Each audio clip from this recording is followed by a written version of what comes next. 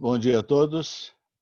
Estamos iniciando hoje o terceiro encontro do ciclo de debates referente ao parágrafo único do artigo 40 da Lei de Propriedade Industrial. A professora Karen não poderá participar hoje, então eu já estou cuidando da abertura e da apresentação dos palestrantes. O tema de hoje, os três temas do dia 21, 28 e hoje, são do parágrafo único do artigo 40 da Lei de Propriedade Industrial, mas sob a visão dos impactos consumeristas. E essa matéria é objeto de ação direta de inconstitucionalidade, número 5529. Eu gostaria de aproveitar o ensejo para dizer algumas palavras sobre o IBPI, o Instituto Brasileiro de Propriedade Intelectual. O IBPI foi criado em 1983 como o setor brasileiro do Instituto Interamericano de Direito de Autor, IIDA.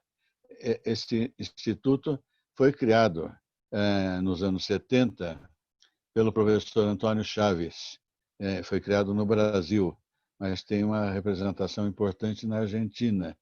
O Instituto de Direito de Autor anda meio desaparecido, na verdade.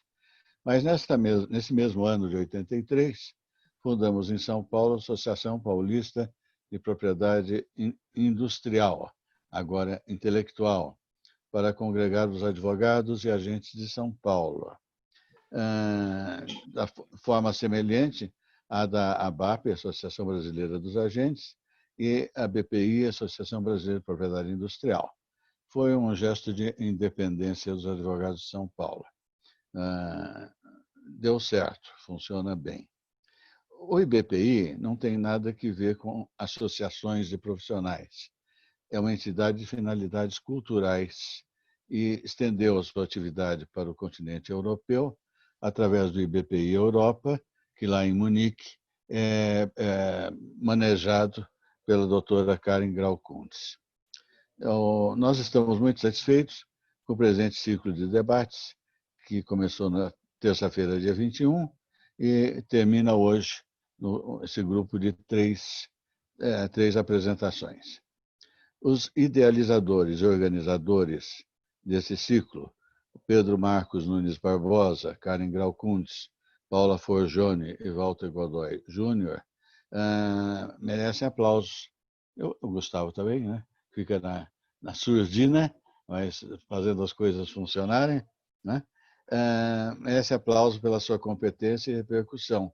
Um ciclo que conta com mais de 200 participantes, pelo menos era na semana passada, entre membros do INPI, do CAD, professores universitários, advogados e agentes. O tema do primeiro encontro foi relativo ao enfoque constitucional da matéria. O segundo, na semana passada, enfrentou a questão à luz do direito concorrencial, tendo contado com a importante participação do professor Calixto Salomão Filho, professor de Direito Comercial da Faculdade de Direito da USP, normalmente, por várias ocasiões, chefe do meu departamento de Direito Comercial. E o tema de hoje se refere à questão do ponto de vista do consumidor. É importante pôr uma referência aqui à Declaração Universal dos Direitos Humanos, de 1948, o artigo 27, a par de garantir os direitos humanos de acesso à cultura e à técnica, no mesmo artigo, uma outra linha, trata do respeito aos direitos dos autores e inventores. Então, é um necessário equilíbrio. Acho que esse é o ponto que deve nos preocupar entre os interesses das empresas e dos usuários do sistema. Da mesma forma que sai na nossa Constituição de 88, no final do inciso 29 do artigo 5º, que é a proteção à propriedade industrial, que é o objeto desse inciso, tendo em vista o interesse social e o desenvolvimento tecnológico e econômico do país. Então, essa é a ordem do nosso equilíbrio entre ambos os interesses. O ponto, por que o tema do parágrafo único do artigo 40 e da ADIM referida é que, depois de muita discussão, e com a demora usual do INPI para conceder patentes, no parágrafo único se estabeleceu que, se o processo de concessão da patente demorasse mais de 10 anos, o prazo se contaria de 10 anos da concessão.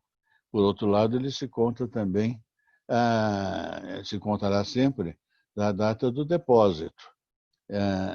Então, nós podemos ter patentes que vão durar mais de 20 anos, 25 anos, 30 anos, se contar da data, pelo menos da data da publicação, até a data da concessão. Nessa ADIM, eu localizei um parecer do professor Eros Grau, que comenta, diz ele, aspeando: o preceito instalado pelo parágrafo único do artigo 40 da Lei 9279 de 96 torna inarredavelmente variáveis, incertos e indetermináveis os prazos de vigência das patentes. Esse é o ponto que se está discutindo sobre a constitucionalidade dessa norma do parágrafo único do artigo 40. Eu me recordo, há muito tempo atrás, quando era estudante ainda, e estagiário do meu pai. E naquele tempo, era o DNPI, Departamento Nacional de Propriedade Industrial, nós retirávamos o original do processo do DNPI no Rio de Janeiro, nosso advogado, nosso representante no Rio, colocava num malote, e a gente recebia aqui os originais dos processos. Então, o DNPI confiava nos advogados, né? Agora não é mais assim. Eu tive em mãos, me lembro, uma noite, na casa de meu pai, examinando um processo na mesa de jantar. Era um processo da caneta BIC, caneta de ponta esférica, que já tinha mais de 30 anos e, quando fosse concedido, vigoraria por 15 anos. Daria um absurdo de 45 anos de vigência da proteção, sem aquele efeito retroativo que tem hoje. Mas eu não sei como se resolveu o problema específico da BIC, mas a lei posterior veio estabelecer o prazo contado do depósito e não da concessão. Muito bem. Feita essa apresentação, vamos aos expositores. Como adiantei, vou apresentar um de cada vez antes da respectiva apresentação. Vamos ao Dr. Marcos Vakovich. Alguns falam Vachovics, eu não sei. Depois o Marcos me esclarece. Mas eu tinha um colega polonês no Colégio São Bento, e era o Witold Smitowicz. Então, eu pronuncio como pronunciava o nome do Witold, Smitowicz. Imagino que esteja certo. Eu fui membro da banca de doutorado do professor Marcos, que é professor de Direito no curso de graduação na Universidade Federal do Paraná e também docente no programa de pós-graduação da mesma universidade. Como disse, é doutor em Direito, também pela Universidade do Paraná, e mestre em Direito pela Universidade Clássica de Lisboa, Portugal. Tem um longo currículo, o professor Marcos. Eu vou só dar um destaque, os pontos que me pareceram mais relevantes. Ou relevante não, porque eu tenho mais intimidade. Um é o coordenador do Grupo de Estudos em Direito Autoral e Industrial, GEDAI, da Universidade do Paraná. Eu já participei de alguns eventos lá em Curitiba, nesse curso do GEDAI. Tem larga experiência em consultoria e pesquisa na área de direito, com ênfase em direito de propriedade intelectual, principalmente em informática, propriedade intelectual, direito autoral, direito de tecnologia da informação e software. Aliás, a banca de doutorado do Marcos era sobre software, né? Ainda se discutia qual é a proteção que deveria ter o software. E nesse ano de 83, quando foi fundado o IBPI, eu estive em Curitiba, numa reunião num teatro, num local meio escuro, com oficiais da aeronáutica, não sei por que aeronáutica, Sempre o NPI foi controlado pela Marinha, porque ficava no Rio de Janeiro, né? Mas aí era a aeronáutica interessada no tema. Para decidir se era direito de autor, não era direito de autor, se era propriedade industrial ou não era coisa nenhuma. E nessa ocasião, compareceu o professor Antônio Chaves, eu também, e estava o professor Denis Borges Barbosa, pai do Dr. Pedro Marcos, que palestrou na semana passada. Então, esse destaque para conhecimento que o professor Marcos tem sobre software é relevante. Tecnologia da informação. Então, caro Marcos, desculpe ter cortado muito a sua apresentação, mas é que as suas palavras serão mais importantes. Então, passo-lhe a palavra por 20 minutos, ou seja, até 11 horas e 2 minutos.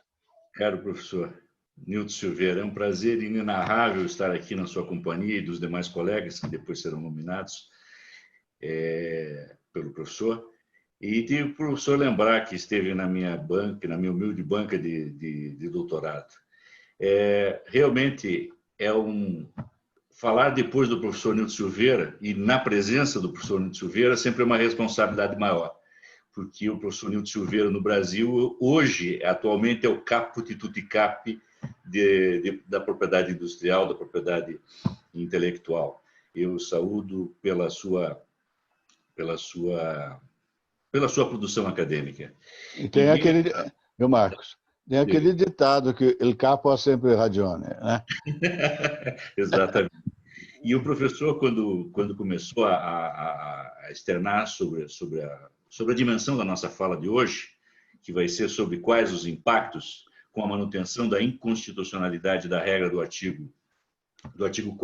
parágrafo único do artigo 40 da Lei 9.279 de 96, que regula a propriedade industrial no Brasil, vamos trabalhar duas questões com relação aos malefícios e os benefícios, tendo em vista as questões mais atuais relativas aos impactos e às previsões consumeristas envoltas desse nosso momento de pandemia. Mas antes de abordar propriamente o núcleo da nossa temática, eu gostaria de apontar um conceito, por onde que nós vamos fazer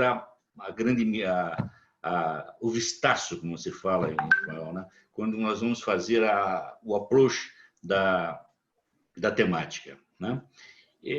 Eu sempre gosto de tabular o conceito, por onde que eu vou embarcar a análise, dentro do conceito de propriedade intelectual, de propriedade industrial, né?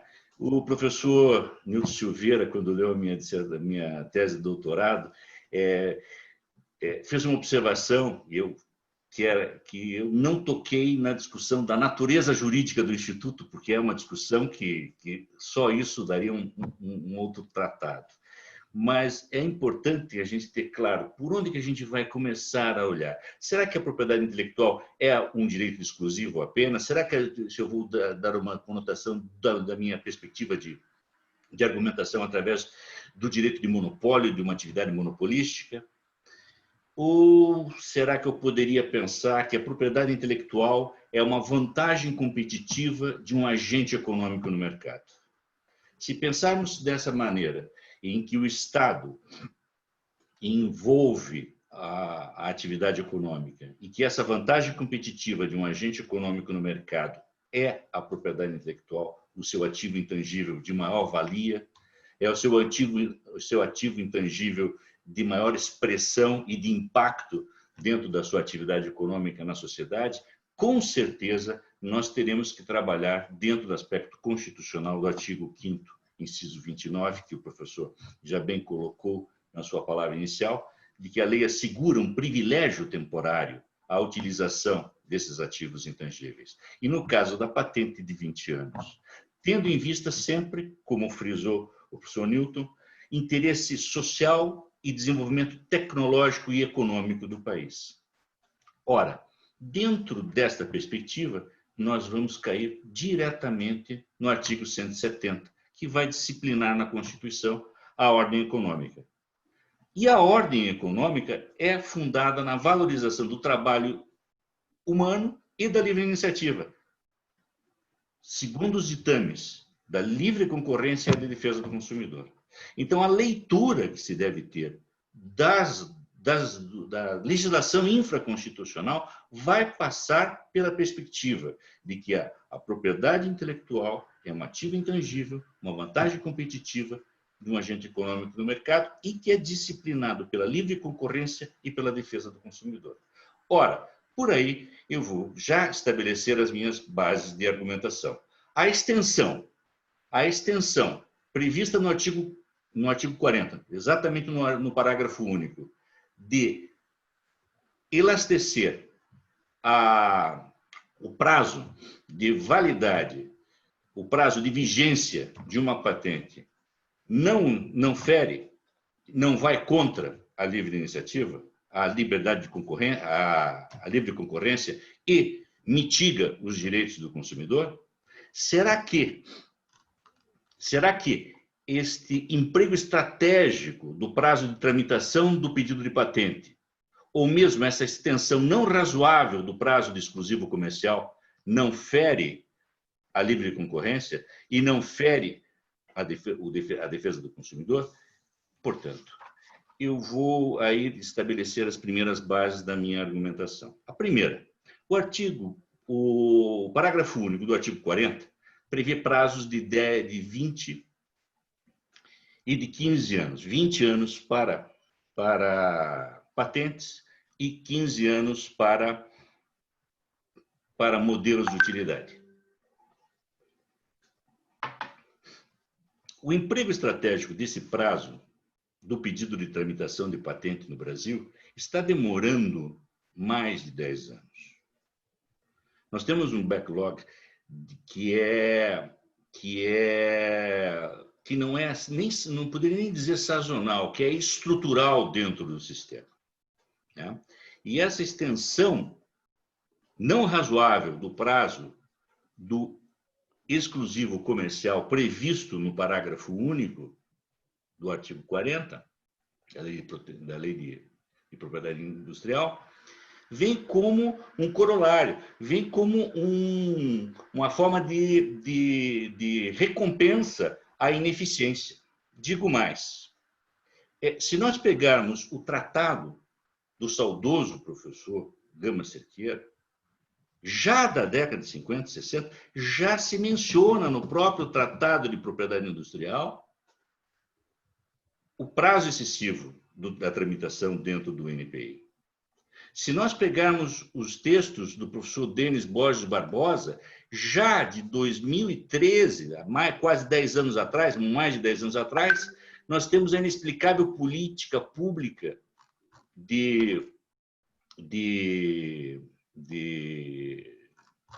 o título era a inexplicável política pública por trás do parágrafo único do artigo. É um texto do professor Denis Borges Barbosa, formatado em 2013, que também relata com belíssimo cuidado os motivos do backlog, a questão que se extrapola às esferas do Brasil e aponta os interesses nacionais nessa discussão. Portanto, eu quero criar um axioma, né?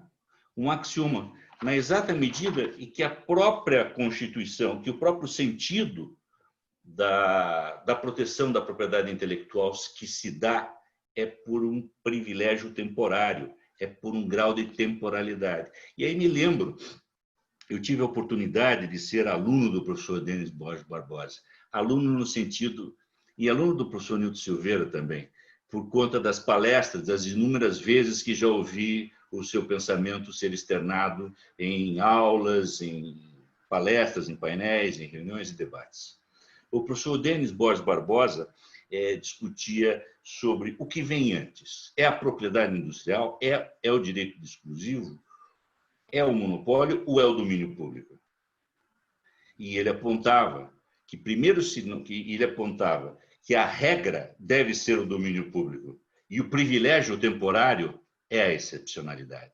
Portanto, nós temos que ter claro esse paradigma, que se trata de um aspecto fulcral, é uma vantagem competitiva de um agente econômico no mercado. E este privilégio de exploração exclusiva deve ser dado pelo exato tempo, como diz o professor Denis, nem um dia a mais, nem um dia a menos, para haver o retorno do investimento. Mas isso pelo desenvolvimento tecnológico. Isto para aquele que promoveu a pesquisa e o desenvolvimento, e não para aquele que vai comercializar o produto na ponta. E este é o momento que eu vou começar a expor. Porque este comercializar na ponta é que vai alcançar o consumidor. Entenderam?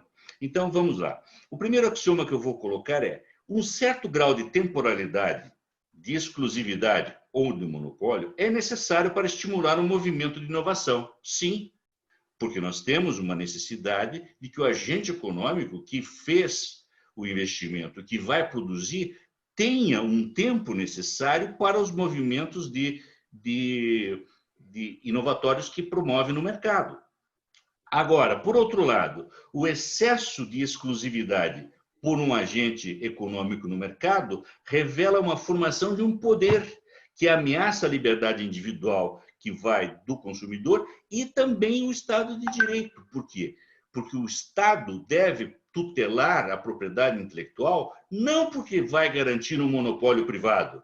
O Estado deve proteger e tutelar um monopólio intelectual porque isto é uma vantagem competitiva que vai fazer o desenvolvimento econômico da sociedade como um todo e proteção do cidadão. O cidadão é entendido como um consumidor. Então, as questões consumeristas estão com uma amálgama indissociável da própria temporalidade e exclusividade da propriedade intelectual. Não se pode analisar de uma maneira destacada, como se o direito do consumidor fosse uma coisa, como se o direito ao monopólio fosse outra coisa, como se a sociedade esperasse o tempo para poder realizar a queda em domínio público, para, a partir de então, poder adentrar nas informações da patente, seja ela de uma farmaco, para poder realizar uma produção de genérico.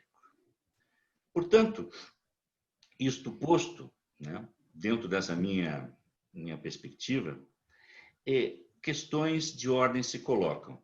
Qual seria o tempo necessário e suficiente para se estimular os movimentos inovatórios na indústria dos fármacos, sem prejuízos aos interesses individuais e à saúde humana? E quais seriam os interesses coletivos enquanto políticas públicas no orçamento público? São duas questões fulcrais.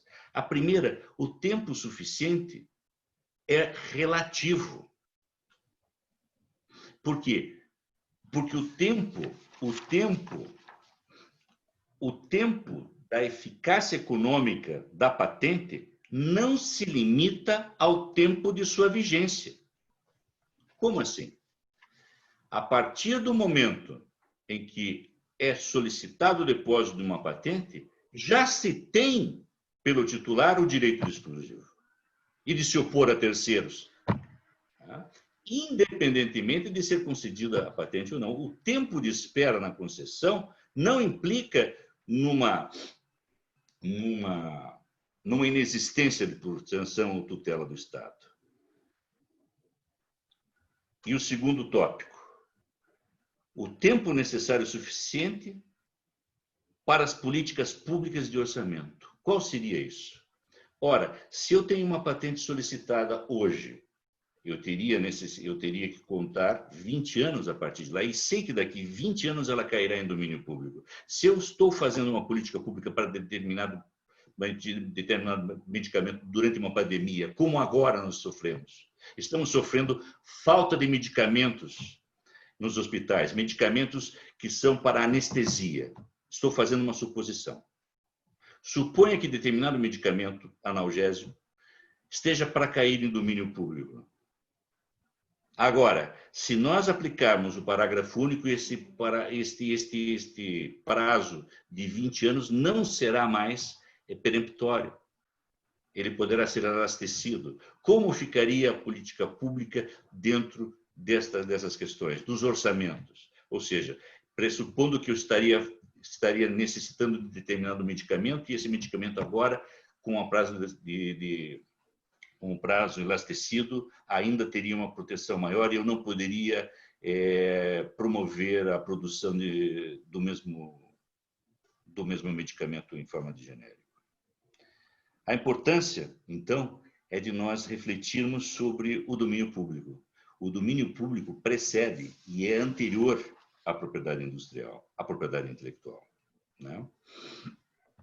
Eu tenho aqui mais uns 5 minutos e gostaria de aprofundar mais e contextualizar o problema um pouco mais. Dentro das indústrias farmacêuticas, nós temos basicamente 2 tipos.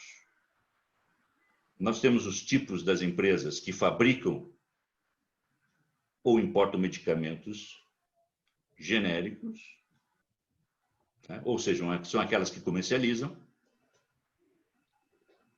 ou ainda a outro tipo de empresa, são aquelas que se dedicam a maior parte do seu orçamento em projetos de pesquisa. E estas vão aportar tecnologia, vão buscar a fronteira do conhecimento. Essas indústrias efetivamente trabalham com pesquisa e desenvolvimento. Então, o que acontece?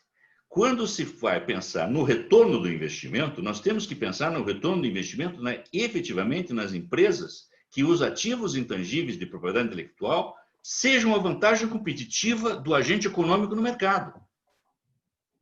E não para aquelas segundas e terceiras empresas que somente fabricam e importam medicamentos que recebem sob licenciamento do segundo tipo. Essas empresas que comercializam desenvolvem atividades à custa das pesquisas das segundas. Agora, vamos pensar o seguinte. Quando se fala do parágrafo único do artigo 40 da Lei de Proteção, da Lei de Propriedade Intelectual, nós não podemos nos restringir apenas à indústria da farmacêutica. Nós não podemos apenas ter em mente a indústria da bifentrina, que é um produto que foi depositado no Brasil em 79 e que se pleiteava que se ficasse em vigor além do prazo de 20 anos. Nós temos que ver também que o artigo 40, parágrafo único, ele se aplica, a manutenção dele implica em todos os tipos de empresas. As empresas de novas tecnologias de informação, por exemplo, as TICs, as novas TICs, software, hardware, firmware. Há empresas nesse setor que simplesmente comercializam produtos de bens informáticos. O professor Nilton bem sabe que eu não poderia deixar de falar sobre software, né, professor? E empresas que desenvolvem novas tecnologias, novas soluções da tecnologia da informação. Ora, neste contexto tecnológico, o prazo de patente de 20 anos e o elastecimento dele possibilitado pelo parágrafo único é absolutamente inaceitável no mercado. Por que é inaceitável? Porque desde a década de 60 nós temos a lei de Gordon Moore, que era o presidente da Intel. E o Gordon Moore cunhou uma frase que depois foi cunhada como lei de Gordon Moore. E nesta perspectiva, nessa análise de Gordon Moore, ele diz que a cada 18 meses os softwares e hardwares dobram a cada 18 meses. Na informática, com as novas tecnologias, os softwares e hardwares dobram a capacidade de processamento pela metade do custo, a cada 18 meses. Significa dizer que na área das novas tecnologias, nós temos 6 meses para desenvolvimento da tecnologia, da nova tecnologia, 6 meses para comercialização e 6 meses para obsolescência. Então, o prazo de 20 anos, a patente de um hardware de 20 anos é patentear peças de museu. A mesma coisa pode se aplicar nas questões de outras áreas, como a nanotecnologia, etc. Mas o que é importante? e aí eu já começo a me dirigir para o final, eu tenho 2 minutos. Eu gostaria de falar sobre os efeitos do depósito da patente. O primeiro efeito, e é crucial termos sempre em claro em mente, é que com o primeiro depósito nasce o direito de exclusividade em qualquer país onde se reconheça o direito de prioridade. E a partir do qual o titular tem a capacidade de notificação através do artigo 44.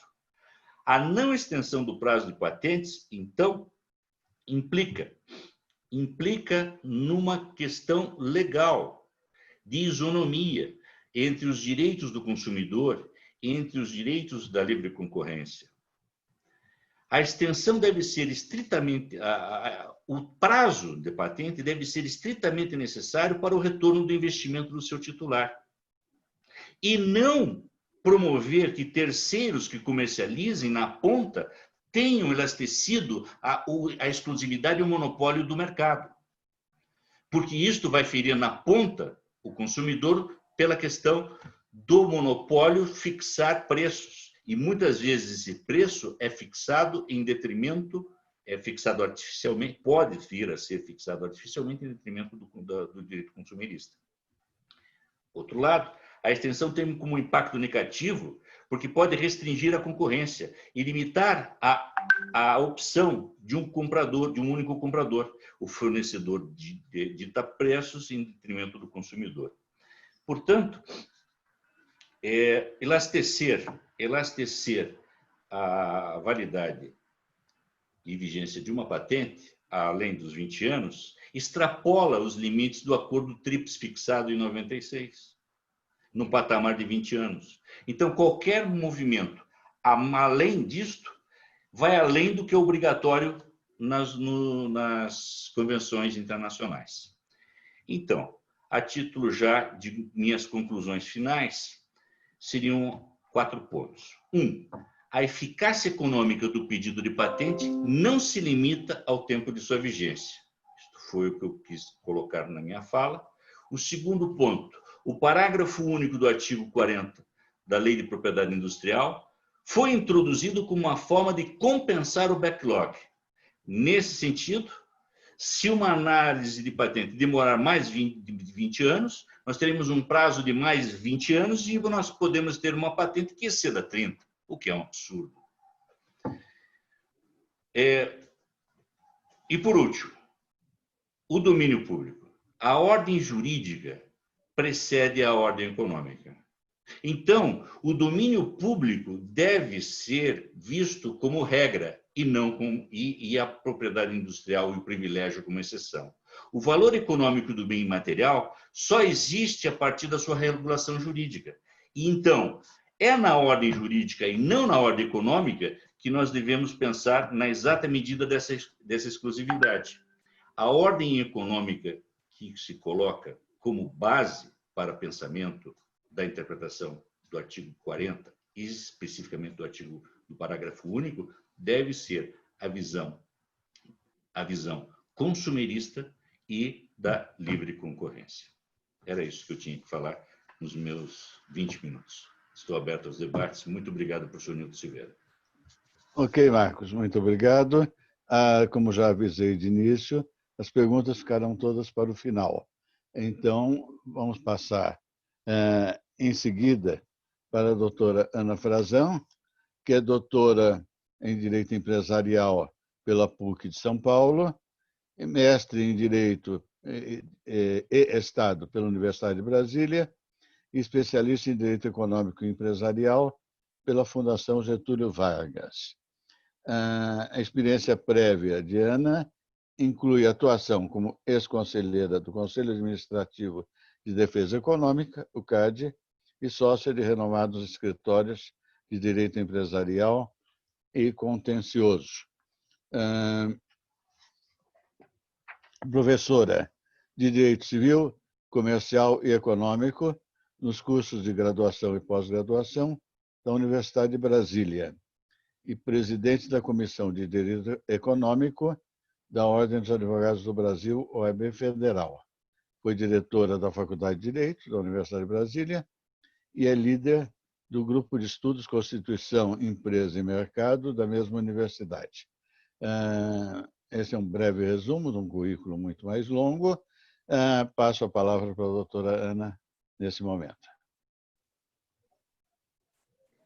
Muito obrigada, professor Newton. Gostaria de começar cumprimentando todos aqueles que estão nos ouvindo, fazendo um cumprimento muito especial ao senhor, professor Newton, uma grande referência para todos nós. É um grande prazer, uma grande honra participar de um evento sob a sua liderança e também cumprimentar muito especialmente o professor Marcos, professor Luiz, que certamente aqui hoje se unem a mim na tentativa de mapearmos, acho que uma discussão tão interessante como as relacionadas ao parágrafo único do artigo 40. O professor Marcos, eu acho que já explorou muito bem toda a dimensão jurídica do problema. Eu queria aproveitar aqui o meu tempo para explorar um pouco mais a literatura econômica e os próprios estudos empíricos econômicos a respeito do assunto, e com isso, inclusive, dar uns passinhos atrás para a gente tentar pensar na própria propriedade intelectual à luz dessas novas considerações, para então, com base nisso, a gente poder então fazer uma reflexão mais aprofundada sobre o próprio parágrafo único do artigo 40. Quando a gente pensa na API do ponto de vista econômico, a gente vai ver que ela tem uma justificativa com base naquela racionalidade econômica de incentivos e desincentivos. Então, eu preciso incentivar os agentes econômicos a inovarem, é razoável se pensar no monopólio e na remuneração respectiva que decorra dessa inovação, e eu preciso desincentivar efeitos carona ou condutas oportunistas daqueles agentes que não fizeram o mesmo esforço, não fizeram o mesmo investimento e poderiam facilmente se apropriar de todas as consequências positivas daquele agente econômico que inovou. Isso é interessante para a gente perceber que, do ponto de vista mais macro, vista sob um olhar econômico, sob um olhar competitivo, a API não deixa de ser um mecanismo que propicia e que valoriza a competição pelo mérito. Então, a ideia é de que o inventor ele tem o mérito da inovação e isso vai gerar uma competição positiva que, claro, vai acabar beneficiando o consumidor. É claro que essa é uma primeira visão mais simplista e a gente vai precisar contextualizá-la diante de outras duas discussões que eu considero muito importantes. A primeira delas diz respeito às relações entre concorrência e proteção do consumidor. Então, eu sei que concorrência já foi o tema do seminário passado, mas é impossível se falar em proteção do consumidor sem se falar também em concorrência, tanto que o professor Marcos, em vários momentos da sua exposição, também trouxe essa relação. E tanto isso é verdade que muitos até dizem que, na prática, tanto o direito da concorrência como o direito do consumidor visam sempre a proteção do consumidor. A diferença seria a forma pela qual cada um deles realiza essa tutela. Há até alguns autores que dizem, bom, do ponto de vista mais macro, do atacado, a gente tem o direito da concorrência, enquanto que no varejo, aquelas proteções mais individualizadas, a gente teria o direito do consumidor. Mas quando a gente analisa, o próprio direito da concorrência, ele está visceralmente relacionado ao direito do consumidor. Tanto que todos os embates a respeito dos propósitos do direito da concorrência, de alguma maneira, unem, linkam esse direito à proteção do consumidor. Todos aqueles que têm um pouquinho mais de vivência no direito da concorrência sabem, inclusive, que a Escola de Chicago, que é uma escola que tem uma ampla influência até hoje no direito da concorrência, quando ela defende que o critério fundamental do antitruste é assegurar eficiência, ela o faz defendendo que a eficiência está associada à maximização do bem-estar do consumidor. Então, ela procura aí uma análise de chegada, que normalmente está voltada para o preço, e que exatamente por isso pode gerar, pelo menos ao meu ver, uma série de distorções. Basta ver que, por esse olhar, até um monopólio pode ser algo positivo para o consumidor, porque se parte da premissa de que, se não houver barreiras à entrada, o monopolista não necessariamente vai cobrar preços excessivos, ele pode até cobrar preços que sejam bons para o consumidor. Então, eu particularmente tendo a discordar dessa posição, seja porque ela acaba se focando apenas nos preços, seja porque ela se baseia em condições muito idealizadas de mercado, que normalmente leva a resultados que são pró-mercado. E mesmo os critérios utilizados para a gente medir essa eficiência, como Kaldor-Hicks, nem sempre vão levar em consideração o benefício direto do consumidor. Mas é importante a gente verificar que, de acordo com essa lente, de acordo com essa ótica, a rigor, a propriedade intelectual ela não geraria tantos problemas para o consumidor. Tudo dependeria do resultado final em termos de maximização desse bem-estar. Lembrando sempre que o problema dessa análise é que ela foca muito no preço, mas ela não foca necessariamente na qualidade, na diversidade e na inovação. É por isso que eu particularmente defendo que outras abordagens precisam ser feitas e que hoje nós precisamos nos preocupar não apenas com o resultado do processo competitivo, até porque esse é incerto, ele é muito difícil de ser mensurado. Então, nós precisamos nos preocupar com o processo competitivo em si, partindo da premissa de que quando existe competição, em princípio, vão resultar para o consumidor menores preços, mais qualidade e mais inovação. Vários autores hoje, inclusive os que ganharam o prêmio Nobel ano passado, Banerjee e a Duflo, inclusive, de alguma maneira respaldam essa abordagem, mostrando que a economia tem, apesar de muitas vezes se vangloriar de ter métodos preditivos muito eficazes, mas que essa capacidade preditiva é extremamente limitada, e daí porque é mais importante focar no processo do que nos resultados. Então vejam que, vista sob essa perspectiva, a PI passa a ter um outro colorido, ou seja, a gente passa a analisar em que medida de fato ela é benéfica ou ela é uma restrição ao processo competitivo. Outra questão que eu acho muito importante é a gente analisar um pouco mais essa relação entre concorrência e PI. Porque, em princípio, são áreas opostas, porque a PI assegura um monopólio e, portanto, ela seria uma exceção a um regime concorrencial. Porém, muitos autores, muitos economistas dizem, olha, essa é uma forma equivocada de se ver a questão. A PI é algo que favorece uma concorrência dinâmica, ou seja, não é algo necessariamente estático, ela propicia uma concorrência pela própria inovação, ou aquele fenômeno da destruição criativa que se refere ao Schumpeter. E isso é muito interessante porque quando a gente está lidando com a propriedade intelectual, a gente percebe claramente que ela modifica a dinâmica concorrencial. A partir do momento que ela é introduzida na equação, a gente percebe que, além da discussão da competição pelos mercados, que às vezes, em razão da PI, deixa de existir em razão do monopólio que é assegurado ao titular dela, mas que existe também uma dimensão importantíssima da competição pelo mercado, ou seja, por aquele inventor que, a partir de uma nova invenção, vai muitas vezes criar um novo mercado e ir destruindo por completo um mercado anterior. E essa tensão entre essas duas dimensões da concorrência, a concorrência no mercado e a pelo mercado, ela tem sido cada vez mais importante, mais presente também na economia digital. De forma que hoje o grande desafio é a gente tentar assegurar uma espécie de equilíbrio entre uma análise que possibilite a competição nos mercados e também pelos mercados, mas que, a pretexto de propiciar uma competição pelo mercado, não se torne completamente insensível a uma competição no mercado, que acaba sendo um grande efeito da própria PI. Então, todas essas novas reflexões, que vêm muito de literatura econômica e também de novas pesquisas empíricas, mostram que, de fato, a propriedade intelectual ela precisa ser vista com muito cuidado.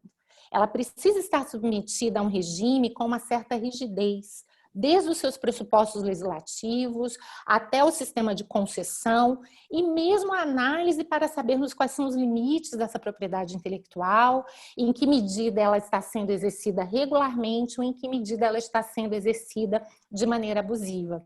E, nesse sentido, há um caso muito interessante que foi julgado pelo CAD, que é o caso ANFAP.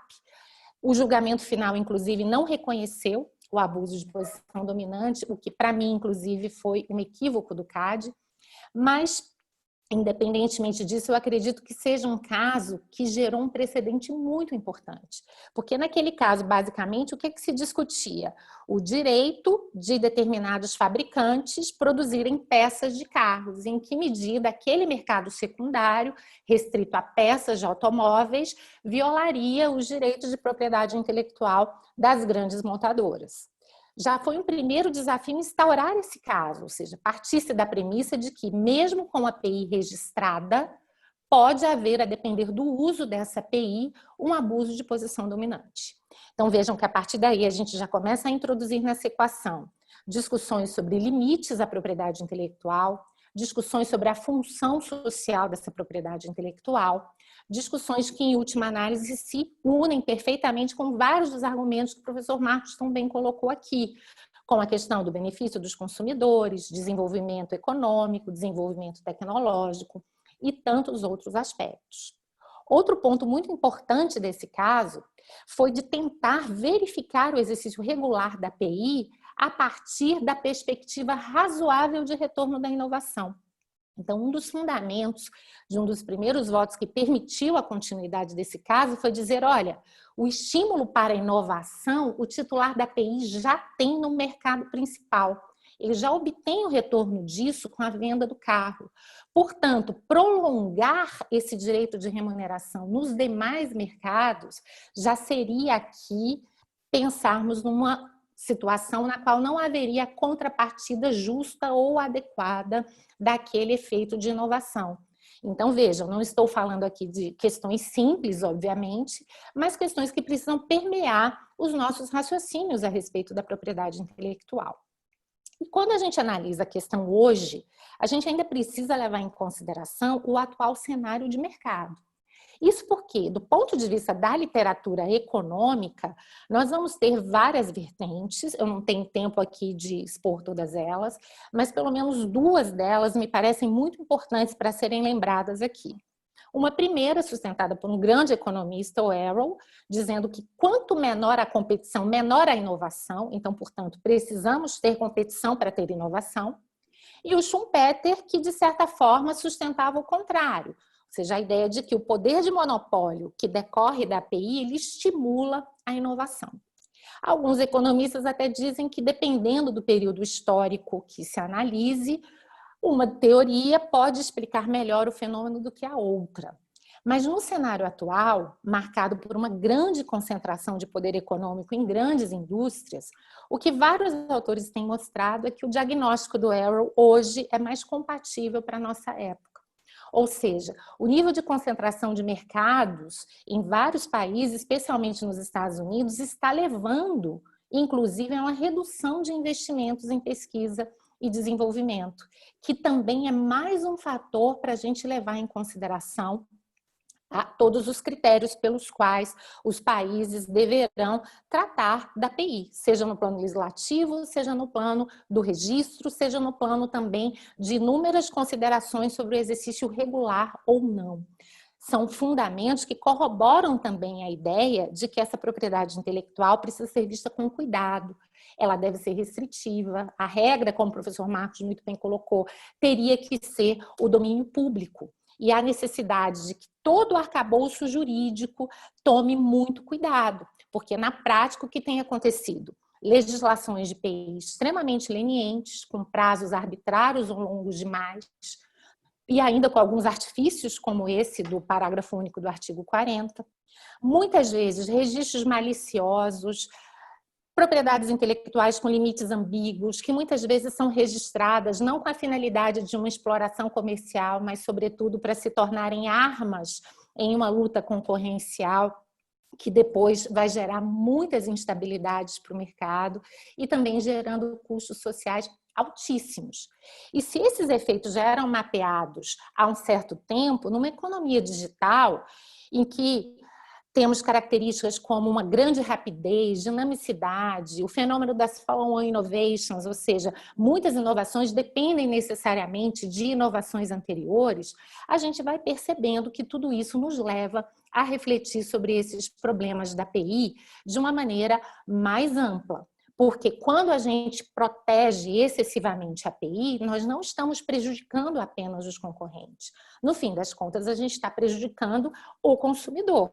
Ele é que, ao final, estará tendo maiores preços, menos diversidade e menos inovação. Então, esse basicamente é o pano de fundo que eu acho que nós podemos utilizar com base na literatura e na experiência econômica para vermos o quanto pode ser nefasta uma regra como a do parágrafo único do artigo 40. Ou seja, em um momento em que a gente discute, em alguns casos, a própria existência da API, a própria largueza de alguns prazos, o próprio desincentivo que a API pode representar em algumas situações para a inovação, a gente tem uma regra que, na contramão de todas essas preocupações, ainda tenta ampliar de forma desnecessária e injustificável a proteção patentária. Eu também queria aproveitar, já me encaminho aqui para o fim da minha exposição, mas queria comentar um trabalho de um orientando meu muito interessante, que eu acho até que está nos assistindo, o Rubens Cantanier de Mota Neto, cujo próprio título é muito instigante, porque começa com uma pergunta. Propriedade intelectual gera inovação? E ele se propõe a estudar o optimal term e a eficácia desses direitos de propriedade intelectual. E, basicamente, ele vai explorar a obra de uma série de autores que mostram que, em primeiro lugar, estipular uma vigência única em termos de tempo de duração da patente pode ser algo extremamente ineficiente, embora seja uma solução legislativa muito utilizada, que do ponto de vista empírico é muito difícil a gente medir os efeitos reais dessas patentes sobre a inovação. Então, há hoje já um corpo de literatura muito extenso, sustentando que, em alguns casos, a API, longe de estimular a inovação, ela desestimula, salvo algumas indústrias muito específicas, como a indústria farmacêutica, a indústria química. Realmente, essas indústrias elas precisam ser vistas com algum cuidado maior. Mas o fato é que hoje, realmente, a gente já tem uma reflexão muito consistente que nos permite ver a propriedade intelectual, não muitas vezes com aquele olhar sacrossanto que muitas vezes ela assumiu. E que desafia até mesmo a premissa essencial que, do ponto de vista econômico, justificaria essa API. É a ideia de que ela é sempre um incentivo para a inovação ou é a justa remuneração dos esforços relacionados a essa inovação. Então, vejam, se até mesmo esses pressupostos já estão em discussão, o que justificaria até uma nova forma de se ver a API, o que se justificaria talvez um esforço maior do legislador para pensar com muito cuidado em que situações poderia haver API, quais os prazos e, eventualmente, até pensar nessa diferenciação de prazos conforme as características da indústria, conforme a relação daquela proteção, de fato, com a inovação. O artigo 40, então, mais uma vez, se torna aí algo completamente estranho no corpo dessa discussão. Ou seja, mesmo que ele não existisse, talvez a gente já pudesse submeter a nossa atual lei de propriedade intelectual a muitas discussões e a uma série de críticas. Agora, com a existência desse debate, a gente, além de tudo, torna um sistema que talvez já não seja adequado ainda mais disfuncional, prejudicando a inovação, prejudicando a competição e prejudicando, consequentemente, o consumidor. Então, eu concluo aqui felicitando os organizadores, aproveitando para mandar um abraço muito grande para o querido amigo Pedro Barbosa, que, como foi mencionado pelo professor Newton, também está aqui responsável pela organização. O tema é um dos temas mais urgentes. O que a gente tem visto é que, de alguma maneira, várias das distorções do sistema de PI têm acabado no direito antitruste, mas, obviamente, o direito antitruste não tem condições de resolver todos esses problemas. Esse diálogo entre PI e antitruste é muito importante, mas ele também é difícil. E cada área, de certa forma, precisa cumprir o seu papel do ponto de vista da regulação para que a gente possa ter um resultado que seja socialmente positivo e que possa beneficiar o consumidor. E especialmente nessa área. Se nem o direito da API, em razão de uma regra como essa do artigo 40 do parágrafo único, e está funcionando corretamente, nem o direito antitruste muitas vezes está dando as devidas respostas, certamente que o direito do consumidor sozinho não conseguirá realizar essa missão. Então, eu acho extremamente importante que a gente possa refletir sobre isso, porque estamos diante de uma regra disfuncional, uma regra que, ao meu ver, é sim inconstitucional e que talvez seja o primeiro passo para uma caminhada muito mais longa, que, ao meu ver, exige uma reflexão e, quem sabe, uma revisão completa das próprias premissas que justificam a proteção da propriedade intelectual na atualidade. Eu acho que eram essas as minhas considerações, professor Newton, já agradecendo pela atenção e me colocando, claro, à disposição para as perguntas. Muito obrigada. Obrigado, doutora Ana. Como já anunciado antes, as perguntas ficarão para após o terceiro palestrante. Então, vamos passar ao doutor Luiz Augusto Lopes Paulino, que é sócio do escritório Daneman Simonsen, é advogado e agente da propriedade industrial. E também graduado e pós-graduado pela Pontifícia Universidade Católica de São Paulo, atuando principalmente nos seus trabalhos, na sua atividade profissional, com a indústria farmacêutica e automotiva, e participa de associações com a ABAP e OAB São Paulo. Falta, já que o Luiz Augusto atua em São Paulo, se inscrever na ASP, Associação Paulista de Propriedade Intelectual. Vamos lá, doutor Luiz Augusto, por favor. Boa tarde a todos que estão nos ouvindo. Cumprimento todos os palestrantes. Cumprimento o professor Dr. Newton Silveira. Cumprimento também a EBPI pelo evento na pessoa do Gustavo, né? E novamente agradeço o convite para participar e contribuir desse debate que é tão interessante, que mereceria muito mais do que 1 hora ou 1h30, daria para fazer uma jornada inteira sobre esse assunto, né? Eu vou tentar aqui, em 20 minutos, resumir um pouquinho o meu ponto de vista sobre essa discussão, que eu adianto desde já que diverge da visão dos palestrantes que me antecederam, o que é muito bom, né? E eu começaria até dividindo um pouco, como nós temos diferentes experiências aqui, dividindo um pouco da minha experiência como advogado de propriedade industrial. É muito comum na nossa profissão nós recebermos empresas de grande porte ou de pequeno porte, empresários, microempresários e inventores que desejam proteger os seus inventos, os seus produtos, as suas criações. E uma das primeiras perguntas que nós recebemos no nosso dia a dia é quando um inventor, um empresário, uma empresa nos aborda com uma invenção, quando que essa invenção sairia, quando que este pedido de patente, se depositado, poderia ser concedido, qual o tempo estimado. E a gente, infelizmente, durante muito tempo sempre disse, olha, depende muito da área tecnológica, mas, infelizmente, o NPI tem demorado muito para examinar e conceder esse tipo de proteção. Pode variar de 5, 6, 7 anos até 15 ou mais, infelizmente. E essa é uma informação que sempre choca muito o investidor, né, o empresário, e é uma realidade que a gente sempre teve que conviver, né? E aí a segunda pergunta que o investidor, o empresário, o inventor faz para nós e o que eu faço nesse período de tempo? O que eu posso fazer? Porque meu produto às vezes já está pronto para ser lançado, vai ser lançado em pouco tempo, e existe essa possibilidade, esse risco dos competidores copiarem a minha invenção. E o que nós dizemos sempre para os nossos clientes é que você pode zelar por esse direito, enquanto você aguarda a patente ser concedida, mas você, infelizmente, ainda não tem esse direito. Você tem uma expectativa de direito.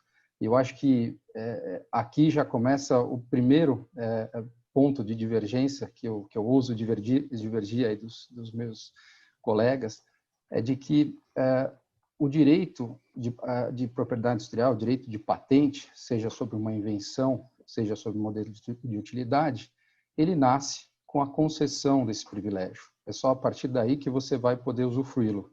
Vai poder usufruí-lo se for concedido o pedido de patente antes dos 10 anos de trâmite, com uma retroatividade à data do depósito, ou se o seu pedido de patente tiver demorado mais de 10 anos para ser examinado e concedido pelo INPI, por 10 anos a partir da data de concessão. Então, eu acho que essa é a primeira premissa importante para se trabalhar, pelo menos na minha visão, é o que é expectativa de direito e o que evidentemente, um direito a ser exercido. E nesse ponto é que eu entendo que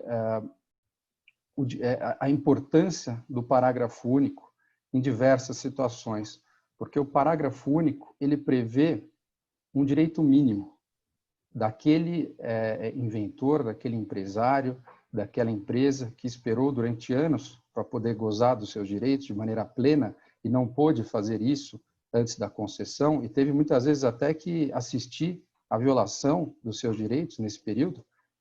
O parágrafo único ele vem como uma segurança para o inventor. E é nesse ponto que eu faço essa diferenciação, que no Brasil não existe o gozo de uma patente por mais de 20 anos. A lei prevê que o prazo máximo é de 20 anos. Portanto, eu entendo, com todo respeito, que não se pode somar os 20 anos do depósito mais os 10 anos subsequente à concessão. Isso a gente assiste muito na prática também, né, essa dificuldade. Então, essa é uma realidade dura, que é a demora no exame dos pedidos de patente. No entanto, essa realidade vem sendo alterada, vem se modificando, graças à atuação do INPI, que através de políticas públicas, que é uma forma muito importante de você alterar, é uma ferramenta, eu acho que das mais importantes para você alterar um cenário desfavorável através de políticas públicas, o INPI vem reduzindo drasticamente esse tempo de análise de pedido de patente. E aproveito aqui até para fazer um elogio ao INPI, na pessoa do seu presidente, Cláudio Furtado, e também na pessoa da sua diretora de patentes, Liane Lage, que tem feito um excelente trabalho e desde o ano passado, através das resoluções 240, 241, vem atacando esse backlog de maneira muito eficiente. Os dados estão já até no site do INPI e permitem visualizar uma redução desse backlog, o que vai também permitir que os pedidos de patente, ao serem analisados de maneira mais séria, sejam concedidos também dentro dos 10 anos. E a importância desse combate ao backlog, que vem sendo feito desde o ano passado, tem muito a ver com a nossa discussão aqui, na minha opinião. Por quê? Porque ele também nos permite enxergar como a lei deve funcionar. O parágrafo único do artigo 40, ele é uma exceção. Ele não deve ser o protagonista. Ele não deve servir como regra. A regra é o caput do artigo 40. Mas, infelizmente, devido a esse backlog, a esse atraso, a essa morosidade, acho que fruto muito também da falta de investimento no órgão, na autarquia federal, no INPI. Mas essa realidade, ao ser alterada, nos permite, já hoje, e vai nos permitir ainda mais nos próximos anos, visualizar como que a lei de propriedade industrial, no que diz respeito à patente, deve funcionar. O protagonista não vai ser mais o parágrafo único do artigo 40. As patentes, em grande maioria, não serão mais concedidas com 10 anos da data de concessão, mas com 20 do depósito. A lei foi feita para isso. Essa é a regra. Por uma infelicidade, nós vimos lá durante muitos anos que o parágrafo único acabou sendo aplicado até como uma garantia aí para o próprio inventor e para as empresas que tanto investem, né? E Então, esse é o primeiro ponto que eu queria compartilhar com vocês sobre o que seria a expectativa de direito, o que é o gozo pleno do direito. Um outro ponto, acho que muito importante, que ainda tem a ver com esse combate ao backlog, é que nós devemos sempre ter muita cautela ao se alterar uma legislação através de uma ação judicial, através de uma ação direta de inconstitucionalidade. Eu acho que a revogação de um dispositivo legal através de uma ação deve ser a última alternativa. Ela deve ser evitada ao extremo. A lei foi concebida para funcionar de uma determinada maneira. Se ela não funciona, nós temos que verificar por que ela não funciona, se o problema é da legislação ou se o problema pode ser resolvido, pode ser sanado através de outras ferramentas, como políticas públicas, que é o caso, a situação agora do INPI. Então, esse é um ponto que a gente tem que tomar muito, muito cuidado. E outra forma também de você solucionar alguns problemas é através do próprio legislativo. Hoje em dia existem no Congresso Nacional diversos projetos de lei que visam a alteração da lei de propriedade industrial. Entre eles, inclusive, um projeto de lei, PLS 437, de 2018, do senador Serra, que visa justamente revogar o parágrafo único. Portanto, a lei de propriedade industrial ela pode ser alterada de diversas maneiras, e a última, eu acho que deve ser através de uma ação direta de inconstitucionalidade. No entanto, a própria lei de propriedade industrial, ela mesmo prevê mecanismos de segurança e mecanismos que limitam o direito do titular de patente. Eu acho que é importante, nesse nosso debate, e de muito que eu tenho assistido por aí, eu acho que tem-se, às vezes, esquecido um pouco desses mecanismos. O direito de patente ele não é absoluto, ele não pode ser exercido de qualquer maneira, sem se atentar à boa-fé, sem se atentar ao exercício salutar desse direito. A própria lei de propriedade industrial, além dela prever todo um procedimento administrativo rico para que esse pedido de patente seja analisado, permitindo a participação de terceiros nesse processo que vão opinar contra, se for o caso, a concessão desse direito, inclusive através de recursos administrativos.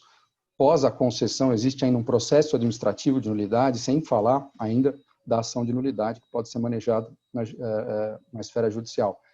Além desse processo administrativo, que ele é rico e permite a participação de outros envolvidos, de interessados, depois de concedida a patente, o detentor encontra alguns limites na própria lei.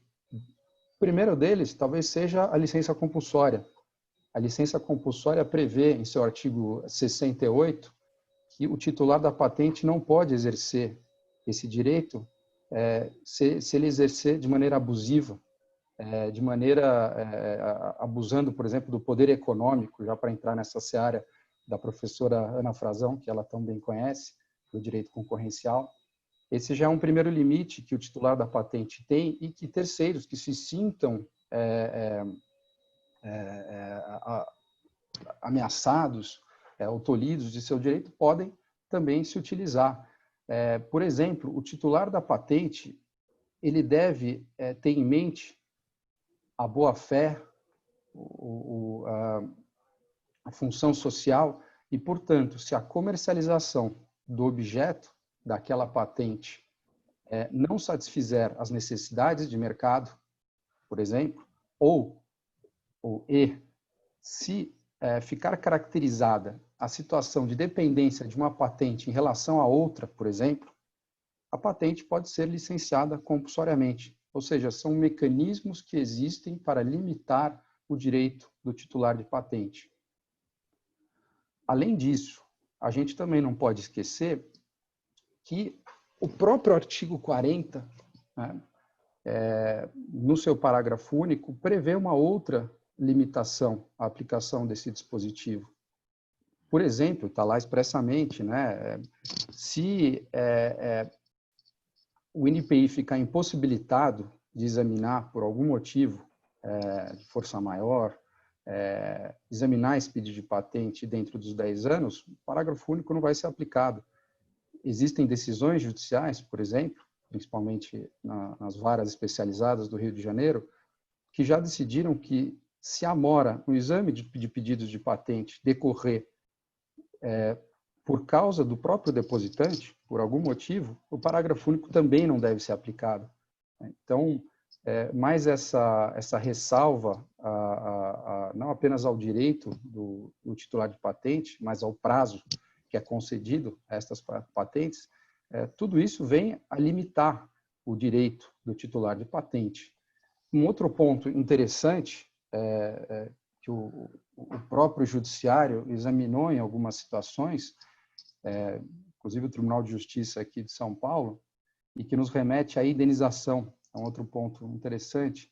O judiciário aqui de São Paulo entende, por exemplo, que o direito de indenização ele deve ser contado no máximo 10 anos para trás do ajuizamento da sua ação. Imagina, então, que um detentor de uma patente teve sua patente concedida 15 anos depois do depósito e ele entra com uma ação dias depois, ele não vai poder obter essa indenização, segundo o entendimento, por exemplo, do Tribunal de Justiça de São Paulo, né, nos anos anteriores a esses 5. Portanto, são muitas os mecanismos existentes hoje, e esse entendimento decorre do artigo 225 da Lei de Propriedade Industrial, que prevê a prescrição, né, em 5 anos. Então, são muitos os mecanismos que a própria lei oferece aos terceiros, à sociedade, para que exista um direito de patente, para que ele seja exercido com parcimônia, né? Portanto, estas são as minhas primeiras considerações. Estou vendo aqui que eu tenho ainda 4 minutos e meio. E tentando agora imaginar um pouquinho sobre os impactos que a revogação do parágrafo único do artigo 40 pode causar, né? Como eu acho que foi próprio, não sei se foi o professor Marcos ou a professora Ana Frazão, citaram que essa discussão ela não se limita apenas ao mercado farmacêutico, não, ela atinge cerca de quase 40 mil patentes, se nós formos considerar patentes já vencidas, patentes que ainda estão em vigor, e também se nós formos considerar os pedidos que estão tramitando ainda no INPI. Atingem diversos setores, atingem não só o mercado farmacêutico, como o mercado agrícola, né, mercado agro, a telecom, patentes mecânicas, que eu diria que a grande, esmagadora maioria das invenções depositadas no INPI, e atingem, portanto, depositantes das mais variadas áreas, mais variadas nacionalidades, inclusive brasileiros. Existem empresas brasileiras, universidades brasileiras, como a USP. Fui checar outro dia, a USP tem mais de 100 patentes depositadas e concedidas que seriam impactadas se esse dispositivo for revogado, por exemplo. Empresas brasileiras como Embraer, Embrapa e outras muitas universidades têm centenas de patentes que serão impactadas se esse dispositivo for revogado. Eu entendo aqui que a revogação desse dispositivo ele gera insegurança jurídica, porque gera uma espécie de desincentivo ao investimento de pesquisa e inovação, né? Porque se esse dispositivo for revogado, diversas patentes poderão imediatamente serem revogadas, perderão efeito, pedidos de patente nascerão com um prazo extremamente reduzido e, como eu disse antes, o direito de indenização ele é não apenas muito limitado em termos de tempo, mas também ele é incerto. A gente sabe aqui no Brasil que é muito difícil se apurar uma indenização, isso em primeiro lugar. Em segundo lugar, não há certeza de que aquele infrator vai ter condições de arcar com essa indenização de tantos anos. Então, a indenização também deve ser o plano C daquele titular de patente. Deve-se tentar ao máximo que o direito dele seja exercido plenamente de acordo ou com o caput, nas situações do caput, ou como o parágrafo único. Existem ainda um impacto que também é previsto se esse dispositivo de lei for revogado, são os pedidos de patente que nascerão mortos. É lógico que não é a maioria, né? Mas existe uma boa parcela de pedidos de patente, acreditem se quiser, que estão tramitando há mais de 20 anos no NPI, né? As patentes natimortas que a gente fala. E esse desincentivo à inovação, à tecnologia, à pesquisa em desenvolvimento, essa mensagem que uma revogação de um dispositivo desse passa aos investidores, aos empresários, aos inventores, ele tem como consequência, na minha opinião, e aí a gente fala até dos consumidores, né, menos alternativas. Na área de medicamentos, por exemplo, hoje em dia, e desde a edição da Lei 9.279, de 96, é inquestionável de que houve um número crescente de medicamentos registrados, medicamentos novos, aqueles chamados de referência, registrados na Anvisa. São empresas que se sentiram encorajadas a registrar os seus produtos aqui e houve, com isso, um aumento de alternativas terapêuticas para todos esses pacientes. Aliás, outro ponto muito importante é que foi a própria lei de propriedade industrial e todo esse arcabouço, inclusive o artigo 40, que permitiu a edição da própria lei 9787 de 99, que é a lei de genéricos, né? O genérico ele só é possível quando existe um medicamento referência. Sem medicamento referência, sem um medicamento novo, não há. Então, quanto menos medicamento referência, menos genéricos haverão no mercado. Até para concluir, com relação aos alimentos, nós sabemos que as nossas agências reguladoras, aí são dois desafios, né? Uma delas é que nós sabemos que as nossas agências reguladoras e agências reguladoras internacionais são cada vez mais rigorosas na produção de alimentos, no que diz respeito à toxicidade dos alimentos. A tecnologia permite não só um aumento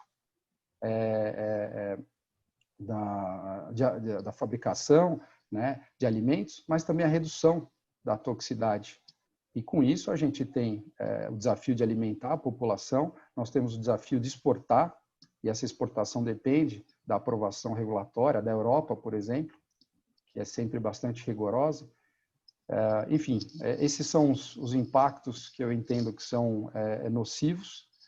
E vi aqui que eu cheguei ao fim dos meus 20 minutos. Queria agradecer mais uma vez a oportunidade. Fico à disposição para responder as perguntas. Ok, Luiz Gustavo. Muito obrigado pela sua apresentação. Vamos passar agora para algumas perguntas. A produção nos passou mais de meia dúzia de perguntas. Eu vou tentar dividi-la pelos expositores.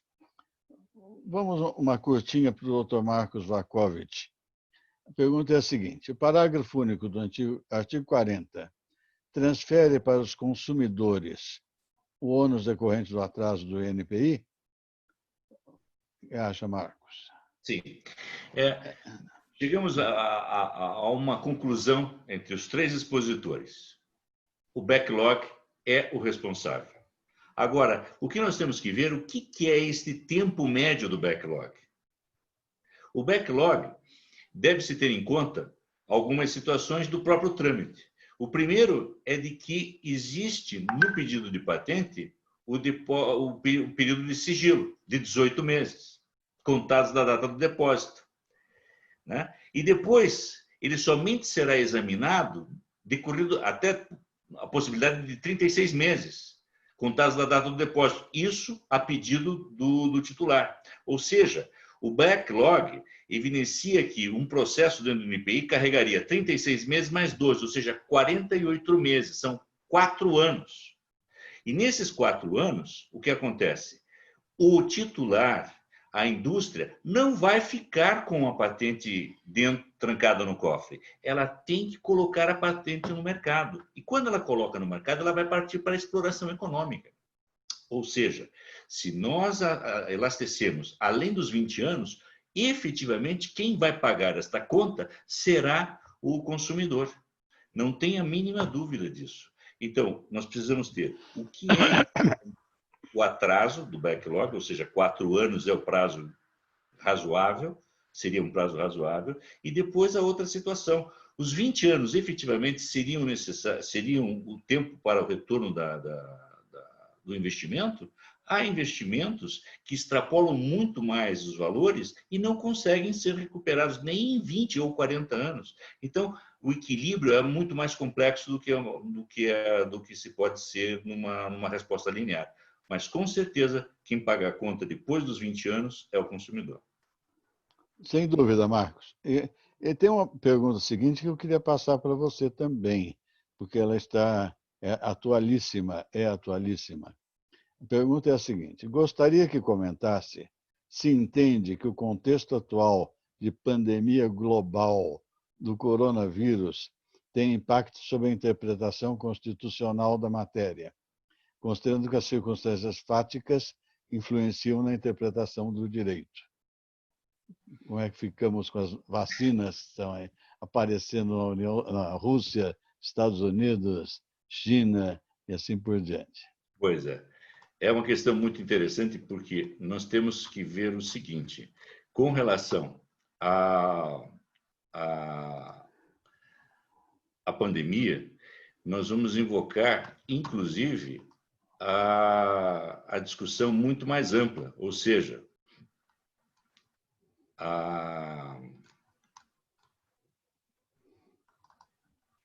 a propriedade intelectual como um instrumento, uma propriedade intelectual aberta como um instrumento de combate ao Covid-19. E, nesse aspecto, nós temos que ter um pensamento muito mais solidário e de um mercado muito mais voltado à inovação, né? É muito pouco improvável de que uma fonte exclusiva de uma detentora de uma determinada patente de um medicamento ou tratamento, de uma indústria farmacêutica, possa vir a ser capaz de produzir e distribuir a nível global determinada tecnologia com a celeridade e a segurança e um preço justo e uma quantidade compatível com as necessidades que se apresentam em todos os continentes. Então, dentro dessa perspectiva, a questão está clara. Num mundo com Covid-19 ou pós-pandemia, o sistema de propriedade intelectual deve oportunizar uma prática de gestão de propriedade intelectual com vistas ao interesse público, ao licenciamento aberto, eliminação das barreiras nas capacidades de industrialização de insumos que seriam necessários para a produção, distribuição e acesso de uma forma igualitária. Com certeza, nós temos que repensar a propriedade intelectual voltada para o interesse público, a inovação e os direitos individuais. Seria essa a minha perspectiva de pensamento. Claro, não. Em qualquer hipótese, teríamos o mecanismo da licença compulsória, se necessário. Se bem que um grupo grande de países já se manifestou no sentido de não haver monopólio nessa vacina, porque seria prejudicar o consumidor. Se bem que, de uma busca rápida que eu fiz, eu localizei um pedido de patente do governo americano para uma determinada vacina. Sei lá o que o Trump anda pensando, não é? Acho que ele quer primeiro os Estados Unidos, não é? Bom, doutora Ana, por favor. Acho que essa é bem apropriada para a sua exposição. Está ouvindo, Zorana? Está, né? Precisa trocar a imagem aqui para a Ana. Bom, vamos lá. Podemos concluir que o parágrafo único do artigo 40 afeta diretamente os agentes para planejar sua entrada no mercado de medicamentos, se há externalidades no fomento do desenvolvimento tecnológico ante as incertezas do parágrafo único. Doutora Ana. Muito obrigada, professor Newton. Sem dúvida que sim. Tanto que esse tem sido um dos pontos muito destacados nas impugnações, né, nas ações diretas de inconstitucionalidade que tratam dessa discussão. Ou seja, independentemente do acerto ou não dos prazos fixados pela lei, a gente está gerando aqui uma situação de uma grande indefinição, porque na prática os supostos concorrentes, eles passam a não saber mais quando aquele determinado bem passa a estar em domínio público. Então, cria-se aí um prazo indeterminado para a vigência dessas patentes de invenção e desses modelos de utilidade. E nós sabemos que um bom mercado é um mercado no qual existam regras previsíveis, nos quais os agentes possam fazer as suas previsões, os seus cálculos de risco, eles possam monitorar de alguma forma, dentro, claro, do que é possível, claro, sempre com os meios lícitos, o movimento dos seus concorrentes, e essa acaba sendo também uma grande dificuldade desse parágrafo único. Né? Ou seja, além de todos os pontos que já foram muito bem abordados aqui pelo professor Marcos, ao meu ver, a gente junta também um fator de indefinição, que é algo muito complicado do ponto de vista concorrencial. E provavelmente o aumento de preço ao consumidor vai depender de quanto tempo resta de vigência da patente. Se for um tempo curto, precisa recuperar logo esse investimento, não é verdade? Exatamente, exatamente, professor. Bom, mais uma para a doutora Ana, porque está ligada ao problema constitucional. Pode-se afirmar, então, que há uma fixação de prazo indeterminado para a manutenção de uma patente e o parágrafo único conflita com a Constituição? Com qual dispositivo constitucional? Eu juntei duas perguntas numa só. Na verdade, aqui a gente está falando, eu acho que o professor Marcos foi muito feliz, numa interpretação sistemática da Constituição, que obviamente preserva e protege a propriedade industrial dentro de um cenário mais amplo, dentro de uma ordem econômica que deve atender também a uma série de outros princípios, incluindo o desenvolvimento tecnológico, a livre concorrência. Na minha exposição, procurei mostrar que a API, de alguma forma, acaba sendo uma exceção a essa livre concorrência, na medida em que ela assegura um monopólio, ainda que justificável, dentro daquelas premissas e dentro de uma preocupação também com o consumidor. Então, toda essa interpretação da Constituição, ela realmente nos leva a concluir, e diga-se de passagem, não é uma interpretação vista, ao meu ver, só com um olhar estritamente valorativo e axiológico. Eu acho que hoje nós temos também uma série de estudos empíricos e uma literatura econômica muito farta, que ajuda realmente a corroborar o fundamento de que prazos para fixação de PI precisam ser vistos com muito cuidado, porque em vários mercados elas não estão incentivando a inovação, e mesmo em mercados nos quais supostamente elas podem estar tendo ainda essa função de incentivo, talvez os prazos exagerados na prática estejam invertendo um pouco essa equação e imputando de uma maneira exagerada ônus sociais e externalidades que vão, em última análise, ser suportadas essencialmente pelos consumidores, que ultrapassam em muito aquilo que seria suficiente não somente para remunerar o inventor, como também para gerar o necessário incentivo à inovação. Então, quando a gente analisa a API dentro dessa ordem constitucional mais complexa, a gente não pode chegar, pelo menos ao meu ver, a uma outra conclusão de que a API, até em razão também da sua função social, ela precisa ser limitada, ela precisa ter um tempo não apenas limitado, como que seja suficiente para equilibrar todos esses pontos dessa equação delicada, sob pena da gente acabar protegendo excessivamente e às vezes até sem uma justificativa, nem econômica nem jurídica, o titular dessa PI, em detrimento de uma série de outros princípios constitucionais. E, obviamente, como é o foco aqui da nossa exposição, certamente a proteção do consumidor, mas não somente, porque há uma série de outros valores e princípios que também estariam comprometidos se o raciocínio fosse esse.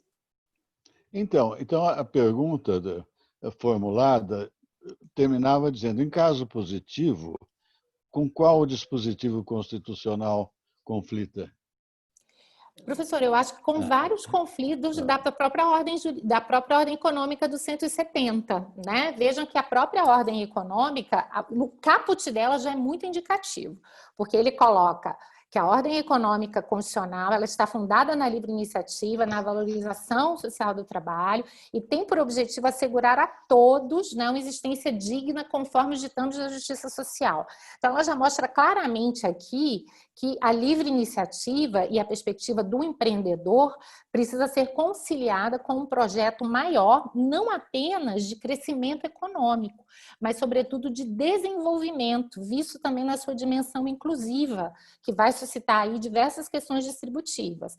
Ao longo disso, a gente ainda percebe a livre concorrência, a proteção do consumidor, a questão do próprio desenvolvimento, e poderíamos mencionar também a função social da propriedade, porque a função social da propriedade, certamente que também é um princípio que se aplica, ainda que com algumas modulações, pelo menos ao meu ver, também à PI. Então, pelo menos todos esses poderiam ser trazidos aí como freios ou como princípios que poderiam ser violados diante de uma proteção exagerada ou que acabe criando um prazo indeterminado para essas patentes. Eu me recordo, já muitas vezes dialoguei com o professor angolano José de Oliveira Ascensão, e ele dizia que é muito bom que a Constituição trate a propriedade industrial como propriedade, porque permite aplicar o princípio social a essa propriedade. Muito bem, muito obrigado. Imagina, um prazer. Luiz Augusto, tem várias questões aqui que envolvem o aspecto internacional. Como o seu escritório trabalha muito nessa área internacional, eu reservei essas perguntas finais a você. Primeira delas, os tratados internacionais de que o Brasil é signatário obrigam que no ordenamento brasileiro exista a garantia de ampliação do prazo de exclusiva do parágrafo único do artigo 40? Seria o TRIPS, Convenção de Paris, etc. Lhe ocorre algum dispositivo nesse sentido? O Brasil ele é signatário de diversos tratados, entre eles o TRIPS, né? Até a Lei de Propriedade Industrial nada mais é do que a internalização do TRIPS, né, na minha opinião. E TRIPS prevê, na verdade, um direito mínimo no que diz respeito ao prazo de validade de patentes, no caso, que seria aí de 20 anos. Então, o TRIPS ele não é que ele prevê extensões nem nada disso, mas ele prevê um direito mínimo. Eu estou aqui, não sei se é o 30, estou agora sem ele na cabeça aqui, não sei se é o 39.3, alguma coisa assim. Então, eu entendo que o Brasil, ao ratificar esse tratado e através do decreto, internalizar, ele se comprometeu a respeitar. Isso sem ferir, evidentemente, a Constituição, sem ferir a autonomia do Brasil com relação a casos excepcionais e, portanto, eu entendo que, no que diz respeito, pelo menos, ao prazo tanto do caput como do parágrafo único, o Brasil está em linha com o Tratado do TRIPS. Não sei se foi se eu respondi a pergunta, professor. Eu imagino que a questão que está atrás disso é a seguinte, o que o consulente quer perguntar. Se a norma do parágrafo único do artigo 40 obedece ao disposto no TRIPS ou é um TRIPS Plus do nosso direito? Bom, essa pergunta ela é muito importante e eu vejo que ela é abordada diversas vezes, né, nesse sentido de que o parágrafo único seria uma interpretação trips plus, ou seja, uma interpretação ainda mais, vamos dizer, vantajosa aos depositantes de patentes, né? E isso eu acho que eu volto ali àquela nossa premissa da qual a gente acaba divergindo de maneira muito saudável, né? Como o próprio professor Marcos e a professora Ana comentaram, no que diz respeito à interpretação de como você deve contabilizar e calcular o prazo de 20 anos e o prazo do parágrafo único, né? Há uma divergência de premissas e a doutora Ana e o doutor Marcos entendem que desde o depósito já existe uma proteção, né? Seja de fato ou em teoria, né? Ou seja, que o depositante desde então já está protegido. Alguns acreditam também que o simples fato de haver uma previsão no caput de que esse direito retroage à data do depósito, que isso por si só já é suficiente para desencorajar terceiros a explorar aquele invento, né? Depois me corrija se eu estiver errado, essa é a interpretação.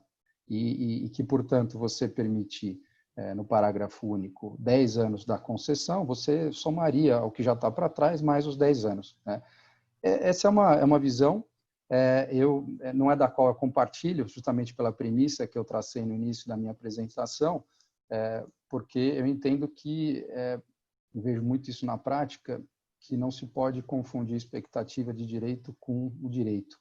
E eu entendo que enquanto aquele pedido de patente não foi deferido, ou melhor, não foi concedido, você não tem o direito a ele, você não tem como exercê-lo plenamente, vai encontrar obstáculos, se não na teoria, no judiciário, e, portanto, eu entendo que o parágrafo único, e respondendo à pergunta, que ele, na verdade, então, não é um TRIPS Plus, mas que ele é um direito mínimo, é uma garantia para o depositante.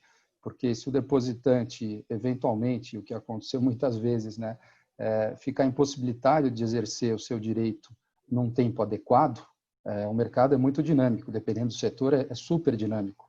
E você tem alguns anos para exercer aquele seu direito. Depois disso, você já não vale mais a pena, o mercado mudou, novos produtos foram lançados. Então, eu entendo que, em muitos setores, esses 10 anos da concessão é uma garantia. A partir dali, é que o inventor vai ter, se não mais os 20 anos, né, que infelizmente não pode ter, vai ter 10 anos dali para frente, né? Então, de acordo com essa interpretação, eu entendo que não seria o TRIPS Plus, né?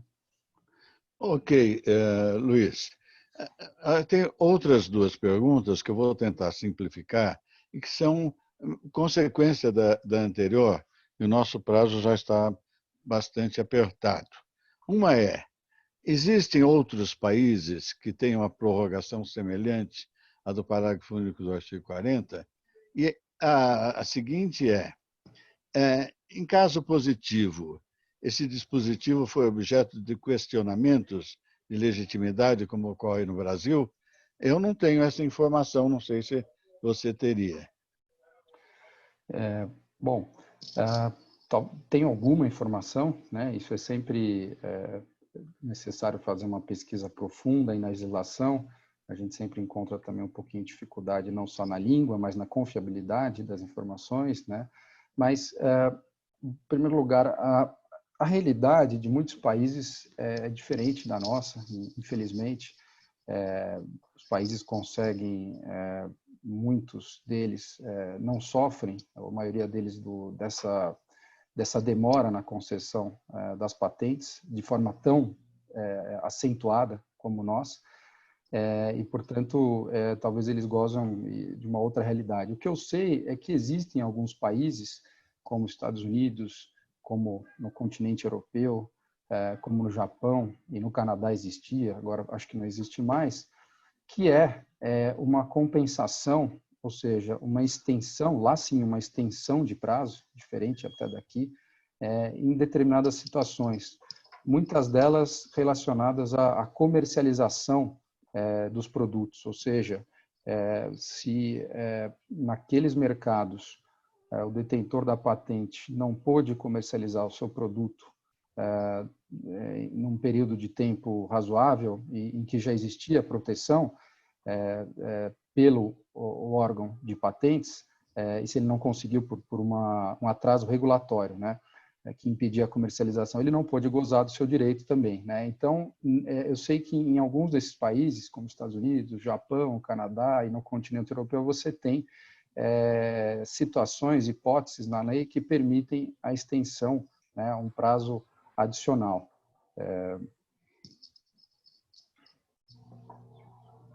Ok, Luiz. Ia dizer mais alguma coisa? Não, Não, basicamente é isso.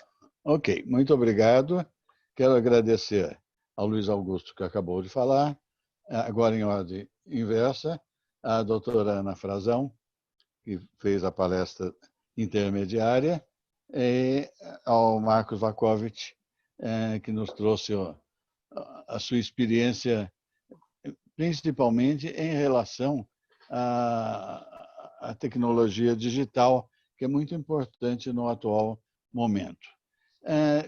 Quero finalizar informando que haverá, não estava previsto de início, um quarto encontro para o dia 11 de agosto, sobre os impactos concorrenciais 2, ou seja, a continuação da semana passada, com a participação de economistas, professora Eliane Lages, professora Júlia Paranhos e o professor Gessner de Oliveira, e mediação da juíza do Rio de Janeiro, Márcia Nunes. Então, ficam avisados que continuaremos na semana que vem. Espero que na semana que vem Karen já esteja liberada para dirigir o seminário. Agradeço a todos, como dizem na televisão, aos nossos assinantes. Muito obrigado aos palestrantes e assinantes. Até a próxima. Tchau, tchau. Obrigado. Até logo. Obrigado pela oportunidade. Foi um prazer, professor Newton. Um prazer. Muito obrigada. Um prazer. Até a próxima. Ok. Tchau, tchau. Um abraço. Tchau, tchau. Até lá. Tchau.